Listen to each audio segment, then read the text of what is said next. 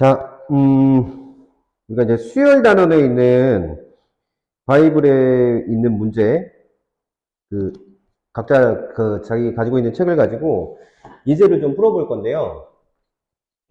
아까 내용이 정확하게 어느 정도 숙지가 되어 있으면 아마 예제 문제 자체는 그렇게 어렵다는 느낌은 받지 않으실 거예요. 그래서 일단 예제 1번부터 좀 풀어볼게요. 예제 1번은 뭐냐면, A, 어드바이스라고 했으니까 V, I, C, 이렇게 6개의 문자가 있는데 일렬로 나열을 해보고 싶대요. 근데 이제 조건들이 걸려 있습니다. 첫 번째는 A가 맨 처음에 오고 E가 맨 마지막에 오는 경우의 수를 찾으래요. 그러면 1번 A는 맨 앞에다가 배열을 하고 그리고 E는 맨 마지막에다 배열을 하래요. 그럼 이게 배치가 되어 있는 거고 가운데 이게 4개의 문자만 배열을 하면 되는 거잖아요. 그러면 물론 이제 4개, 남아있는 4개를 배열한다고 생각하니까 DVIC를 배열을 하는 거니까 사팩터리얼을 그냥 바로 쓰셔도 좋고 문제를 푸실 때는 그냥 여기 선택지 4개, 여기 선택지 3개, 여기 선택지 2개, 여기 선택지 1개 이렇게 해서 24가지다 이런 식으로 풀어주셔도 좋을 것 같아요. 두 번째, 양 끝에 자음이 오는 거래요. 지금 자음은 이 녀석하고 이 녀석하고 이 녀석 3개죠. 그래서 항상 이런 문제를 푸실 때는요. 조건이 걸려있는 것부터 먼저 배열을 하시면 돼요. 그래서 2번 양 끝에는 자음이 와야 되고 가운데 4개는 조건이 걸려있지 않으므로 이 양쪽 끝에부터 먼저 배열을 합시다. 그럼 여기 들어갈 수 있는 건 자음 중에서만 고를 수 있으니까 선택지 3가지. 괜찮죠? 그 다음 여기 올 수 있는 거는 내가 사용한 이 3개의 자음 중에서 하나를 뺀 나머지 2개 중에서 하나가 올 수 있으니까 2가지. 그리고 여기는 이제 남아있는 4가지를 배열을 하면 되니까 가운데는 위에서 했듯이 그냥 사팩터리얼 이렇게 남아있는 4개를 배열을 하시면 되겠죠? 그래서 4팩터리 24니까 24에다 곱하기 6을 하시면 되겠네요. 그래서 144가지가 나올 거고요. 세 번째는 모음과 자음이 교대로 오는 경우인데 이 경우가 이제 조금은 기술들이 들어가는 거예요. 그래서 이런 것들을 하나씩 배워나가는 과정이라고 생각하시면 될 것 같고 이 경우는 어떻게 할 거냐면요. 이렇게 할 거예요. 자, 잘 들어보세요. 2가지가 있겠죠. 자음과 마음이 교대로 나온다는 거는 자모, 자모, 자모도 있을 거고 그리고 모자, 모자, 모자도 있을 거예요. 이 2가지를 나눠서 계산을 하시면 됩니다. 그러면 이 경우에는 첫 번째 자음이니까 셋 중에 하나, 3. 모음 3개 중에 하나, 3. 자음 3개 중에 남은 2개의 자음 중에 하나, 2. 남은 2개의 모음 중에 하나, 2. 그 다음에 1, 1. 이렇게 계산을 하시면 돼요. 근데 이게 어차피 이 문제 같은 경우에는 자음의 개수도 3개고 모음의 개수도 3개니까 뭐 하시면 돼요? 이랑 똑같이 나오겠죠? 그래서 4, 9, 36이 2가지니까 72가지 이렇게 계산을 하시면 될 거예요. 물론 자 이제 들어보세요. 이런 문제를 푸실 때 이런 것도 굉장히 괜찮은 기술이에요. 어떤 것도 괜찮냐면 그냥 자음을 자음대로 끼워 넣는 거야.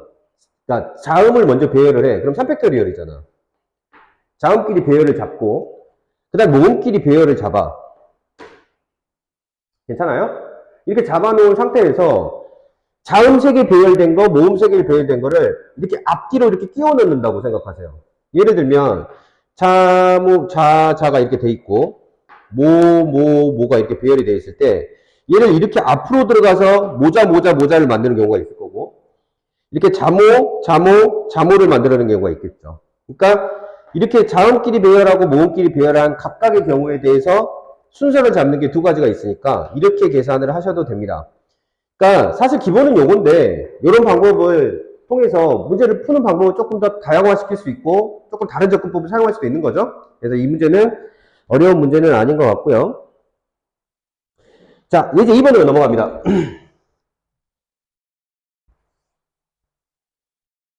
예제 2번은 지금 이제 자연수 만드는 건데 이것도 이제 중학교 때 많이 해본 거라서 어렵다고 느껴지지는 않으실 건데 5개의 숫자가 있대요. 0, 1, 2, 3, 4 이렇게 있습니다. 이 중에서 한 번씩 사용하여 만들 수 있는 5자리 자연수의 개수. 항상 배열을 할 때는 조건이 까다로운 녀석, 그러니까 즉 조건이 걸려있는 녀석부터 배열을 한다고 생각하시면 배열하실 때 편해요. 자, 이제 요걸 가지고 자연수를 만들 거면 슬롯이 5개가 이렇게 있습니다. 자, 여기에 선택지는 몇 가지인가요? 여기가 제약이 걸려있어요. 여기는 뭐가 못 들어오니까. 0이라는 숫자가 들어올 수 없잖아. 맨 앞에 0이 들어올 수 없으니까. 그래서 여기는 선택지가 4가지밖에 안 돼요. 1, 2, 3, 4 중에 하나가 들어올 거고, 여기 들어올 수 있는 건 1, 2, 3, 4 중에 하나가 맨 앞에 자리 잡았으니까 남은 숫자가 4개죠. 그래서 뒤에는 4가지, 여기는 3가지, 선택지가 2가지, 1가지 이렇게 계산을 하시면 돼요. 그러면 16에다가 6을 곱한 게 될 거니까 96가지가 되겠네요. 두 번째 문제는 5개의 숫자, 똑같은 숫자 5개를 가지고 서로 다른 3개의 숫자를 택해서 만들 수 있는 3자리 자연수의 개수를 찾아라. 근데 이거 이런 거 아닌가요? 슬롯이 3개밖에 없는 거예요. 그죠? 그렇다 그러면 어떻게 풀면 돼요? 여기가 0이 들어올 수 없으니까 여기는 뭐? 4가지. 여기도 4가지. 같은 방법으로 여기 3가지. 그래서 48가지라고 답을 내시면 되겠습니다. 이제 3번 한번 볼까요? 자, 4개의 숫자가 있습니다. 이번에는 0, 2, 3, 4. 그러니까 지금 숫자가 예제 3번입니다. 0, 2, 3, 4 이렇게 4개의 숫자가 주어져 있는 상태고, 뭐를 만들어 보라 그랬냐면 서로 다른 3개의 숫자를 택한대요. 이 중에서. 그리고 3자리 자연수를 만드는데 3의 배수였으면 좋겠대요. 3의 배수. 아까 3의 배수, 배수판정법에서 우리가 뭘 배웠죠?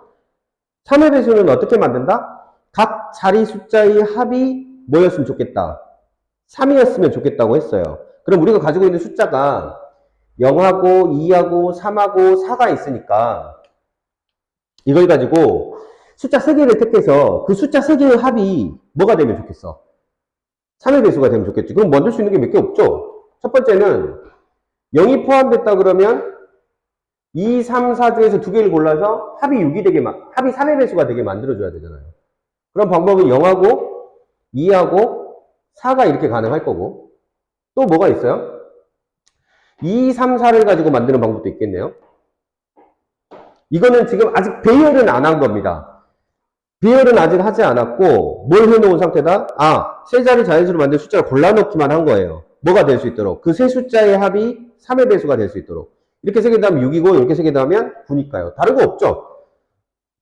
그러면 얘는 줄 세우는 가지수가인데 맨 앞자리에가 아까도 말했지만 0이 올 수가 없어요. 그러니까 2하고 4 둘 중에 하나만 올 수 있으니까 2가지. 10의 자리에는 남은 2가지 중에 아무나 들어오면 되니까 2가지. 남은 거는 하나 들어오면 되니까 1가지. 이렇게 될 거고, 2, 3, 4의 경우에는 그냥 뭐 그대로 0이 없잖아요. 그러니까 100의 자리, 10의 자리, 1의 자리에 차례로 줄을 세우면 되는 거니까 여기는 3팩터리얼 이렇게 나오겠네요. 그래서 2개를 더해주면 얼마 나옵니까? 요거 6개, 요게 4개니까 합쳐서 10개가 나오겠네. 그 다음에 이게 예제 3번이었고요. 자, 이웃하는 순열의 수인데요. 문제를 아까 비슷한 문제를 다루는 봤는데 한 번 더 연습하는 차원에서 이거 제일 중요하거든요. 이 단원에서 순열 단원에서 제일 중요한 그 제1주제가 이웃하거나 이웃하지 않거나 이 순열이라고 생각하시면 돼요. 그래서 시험장에서 만났을 때는 거의 한 문제는 거의 6대에서 나온다고 생각하시면 될 것 같습니다. 이번에는 아까 했던 거하고 같습니다. 남학생이 4명이 있고 여학생이 3명이 있습니다. 근데 남학생끼리 이웃하게 세우래요. 남학생끼리 이웃하게? 아까 뭐라 그랬지? 이웃하게 세우세요. 그럼 그 녀석들을 한 묶음으로 보세요.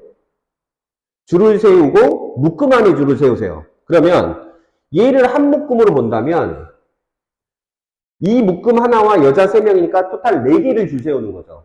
그래서 4개를 줄 세우는 건 4팩터리얼.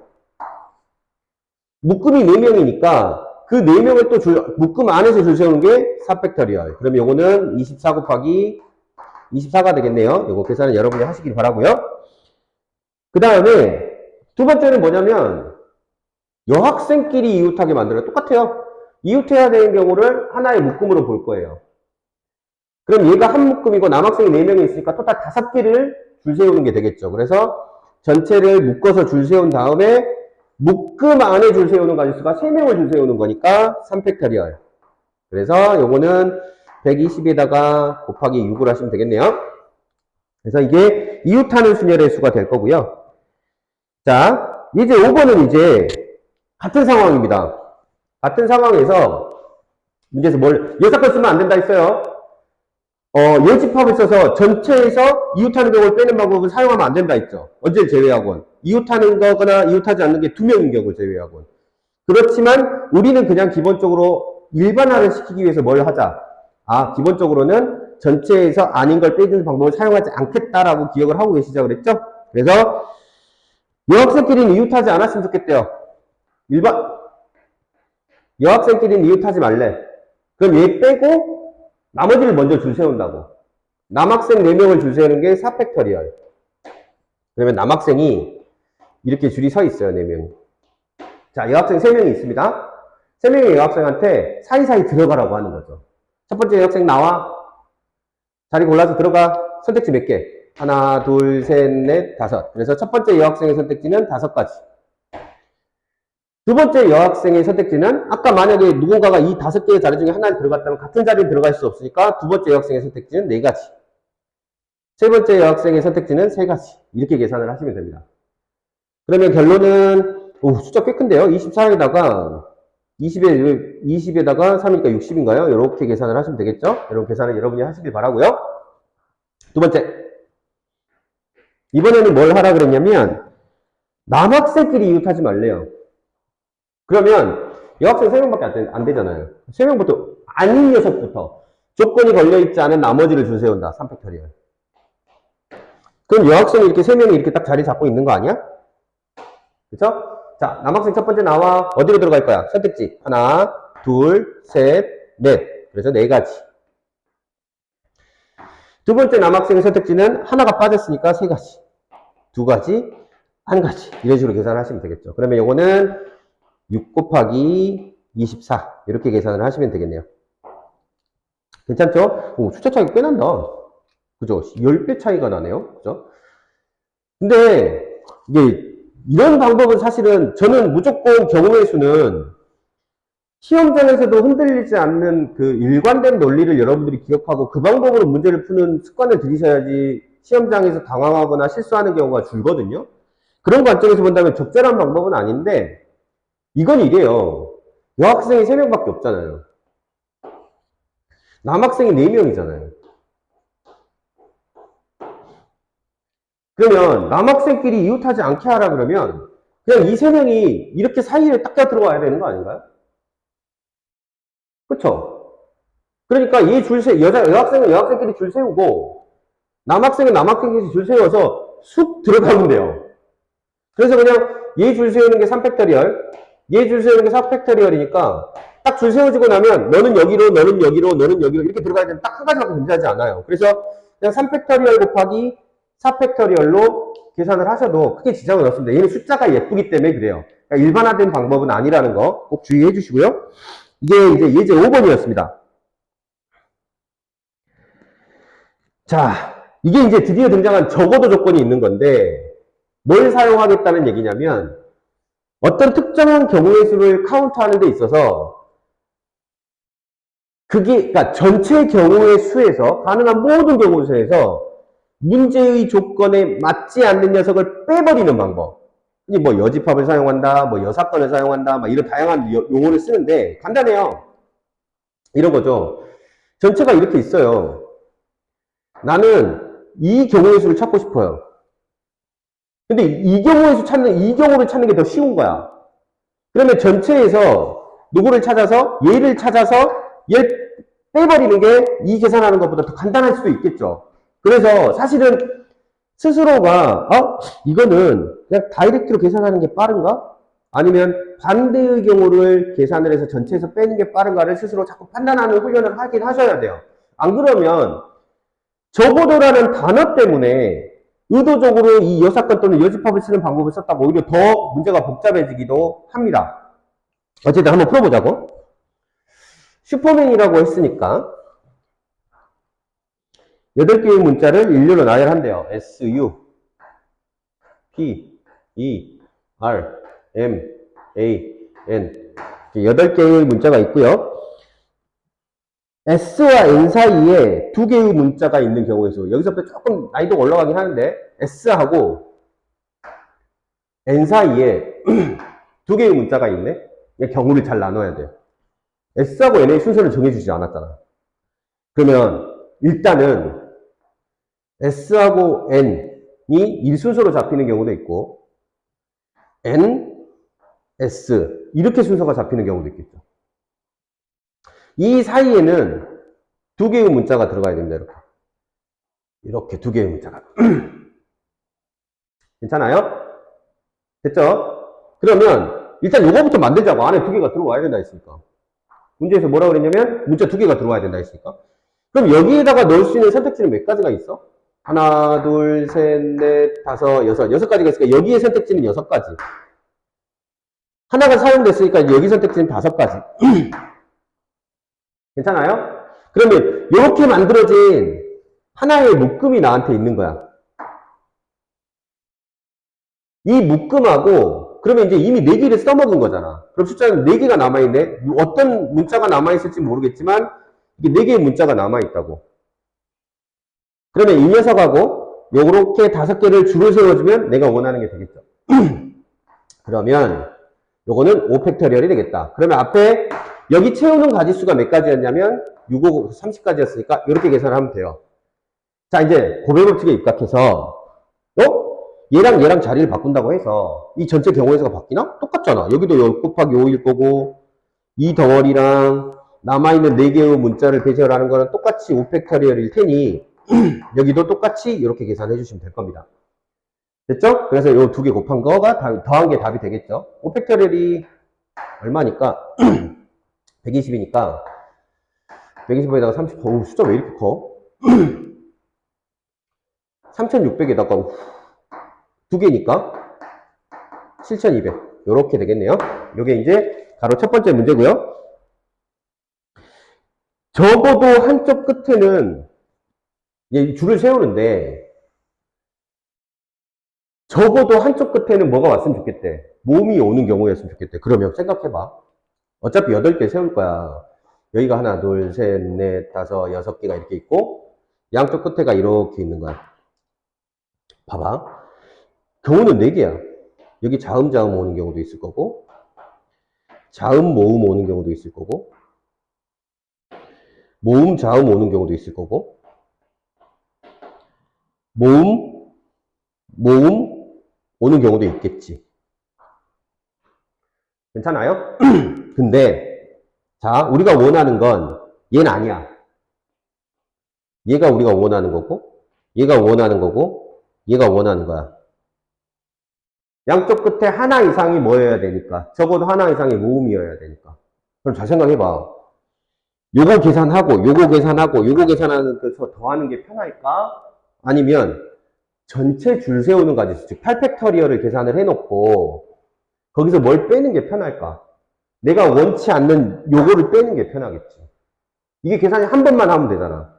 물론 저는요, 실수가 없게 하기 위해서 안정적으로 요걸 쓰는 것도 나쁘지 않다고 봐요. 이거 개설 카운트 하는 것도 그다지 어려운 건 아니니까. 근데 숫자가 많이 커지면 굉장히 복잡할 수도 있어요. 계산이 장황해질 수도 있으니까. 한번 연습을 해봅시다.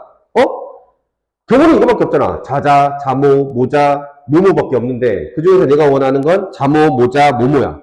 그러면 차라리 전체를 계산해 놓고 이 문제에서 원치 않는 자자의 경우를 구해서 빼버리겠다. 이 논리를 세우는 게 흔히 말하는 여집합 또는 여사건을 이용하는 경우의 수 카운팅이라고 합니다.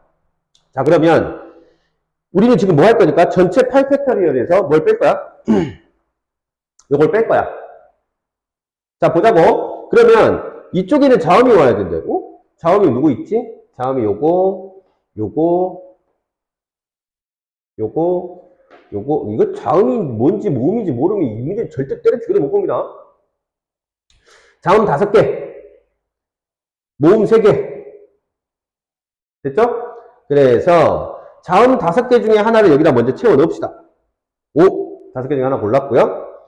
남아있는 자음 4개 중에서 하나를 골라서 여기를 채웁시다. 선택지 4개. 그 다음에 안에 6개는 남아있는 문자가 자음이든 모음이든 줄 세우면 되잖아요. 그럼 요 사이에 들어오는 건 얼마? 6팩터리얼. 괜찮아요? 그럼 얘는 계산을 하면 얼마? 6팩터리얼에다가 5 곱하기 4를 한 거네요? 그죠? 우리가 하고 싶은 건 뭔데? 전체 8팩터리얼에서 이걸 빼고 싶은 거야. 6팩터리얼에 5 곱하기 4. 요걸 빼고 싶은 거라고. 내가 이걸 왜 가를 했냐면, 계산을 이렇게 해보자는 거야. 얘는 8팩터리얼이라는 놈은 8 곱하기 7 곱하기 6팩터리얼이죠. 얘는 6팩터리얼에 5 곱하기 4죠. 그럼 뭘로 묶을 수 있어? 6팩터리얼로 이렇게 묶을 수가 있겠네. 그러면 7, 8에 56에서 얼마를 빼면 되는 거야? 20을 빼면 되겠다. 그쵸? 그래서 6팩터리얼 곱하기 36. 요게 우리가 계산하고 싶은 문제의 답이다. 라고 생각하시면 돼요. 이런 계산법들은 조금 익혀놓으세요. 필연적으로 이 경우의 수를 카운트하는 문제를 객관식으로 만들 때는 전체 계산을 하지 말고 몇 팩터리얼 뒤에 남은 숫자를 계산하라 이런 경우가 종종 있어요. 그럴 때는 이게 한결 수월하다는 거 기억하시고 팩터리얼의 저런 식으로 계산하는 방법은 좀 기억을 해 놓으셨으면 좋겠습니다.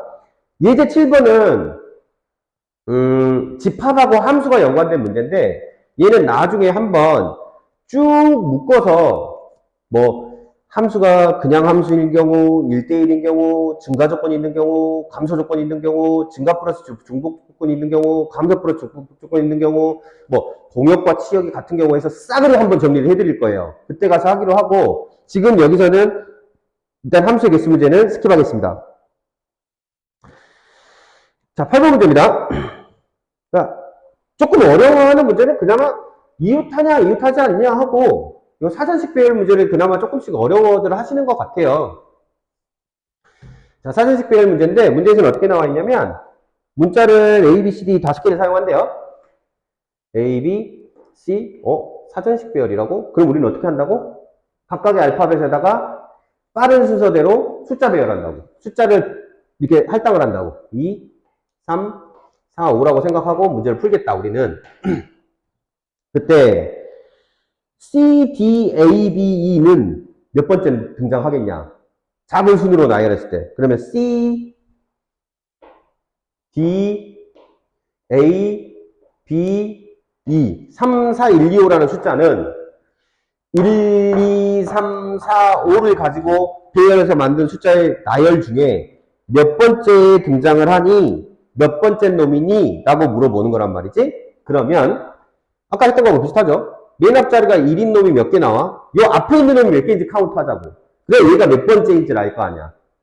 그러면 맨 앞자리가 1로 시작하는 놈이 4팩터리얼 개만큼 있을 거고 맨 앞자리가 2로 시작하는 놈도 4팩터리얼 개가 있을 거고 그 다음에 3으로 시작하는 놈들 중에 1로 시작하는 놈이 몇 개가 나올 거냐면 3팩터리얼 개 있겠지. 자, 이 숫자들은 왜 나온 거야? 1 배열해놓고 나면 뒤에 나오는 건 2, 3, 4, 5 배열이니까 4팩터리얼인 거고 마찬가지로 2 빼놓고 1, 3, 4, 5 배열이니까 4팩터리얼 그 다음에 이제 맨 앞에 3, 1로 순서를 잡아놨으니까 나머지 3개를 배열하는 게 3팩터리얼이죠. 그 다음에 2가 있는 게 또 3팩터리얼 그러고 나면 이제 3, 바로 4로 넘어가는데요? 4로 이렇게 넘어가겠네? 근데 3, 4로 시작하는 놈들 중에서는 1, 2, 5가 제일 작은 거잖아. 그쵸? 그러니까 3, 4, 1, 2, 5가 요만큼 다 줄 세운 다음에 바로 다음에 얘가 딱 등장을 하는 거지. 그럼 몇 번째 놈인지 볼까? 얘 24개, 얘도 24개, 앞에 이렇게 나오는 게 요거 6개, 요거 6개 이렇게 나오겠지. 그럼 다 더하면 몇 개? 60개란 말이야. 60개가 나오고 나서 바로 3, 4, 1, 2, 5가 나오는 거니까 너는 61번째 숫자구나. 이렇게 계산을 하시면 될 거예요. 됐어요? 자, 그 다음 반대로 문제에서 뭘 원하고 있냐면 80번째 놈이 누구니? 그럼 이제 나열을 해봐야지. 맨 앞에 1로 시작하는 놈이 아까도 봤지만 24개 4팩터리얼이니까 맨 앞에 2로 시작하는 놈도 24개 3으로 시작하는 놈도 24개 그럼 여기까지가 몇 개야? 72개인가? 됐어? 그러면 4로 시작하는 놈들 중에서 8번째 놈 찾으라는 거야.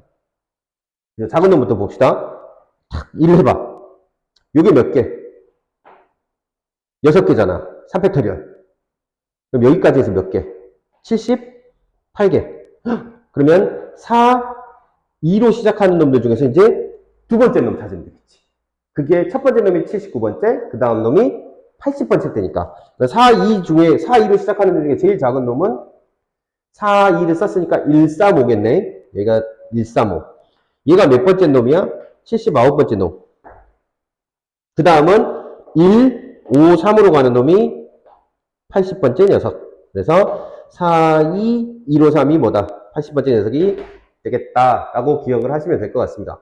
그래서 4, 2, 1, 5, 3이니까 문제 이렇게 쓰시면 안 되긴 해요. 답을 내실 때는 뭘로 바꿔주셔야 돼요? 문자열로 바꿔주셔야 되니까 D, B, A, E, C 이렇게 답을 내주셔야겠죠. 여기까지 하면 이 단원에 있는 기본 문제들은 다 풀어본 것 같습니다. 보시면 알겠지만 경우의 수도 그랬고 순열도 그렇고 개념 자체가 되게 많다거나 아니면 되게 난해한 이론이 있다거나 이런 건 아니에요. 그래서 기본적인 문제들을 배우는 스킬을 가지고 다양한 문제를 풀면서 자기만의 어떤 뭐라 할까요? 카운터하는 기술들, 나한테 맞는 방법들을 스스로 체득하는 게 훨씬 더 중요한 단원이라고 생각하시면 돼요. 자, 여기까지가 순열이었고요. 수업 시간에 조금 더 심화 주제하고 그리고 이제 조금 어려워진 문제들을 어떻게 다룰 건지 아니면 굉장히 복잡한 계산들을 어떻게 하면 조금 더 수월하게 계산을 해낼 건지에 대해서 공부하도록 합시다. 그리고 다음 주에는 우리가 순열에 이어서 조합까지 하고 나면 경우의 수가 끝이 날 겁니다. 수고하셨습니다.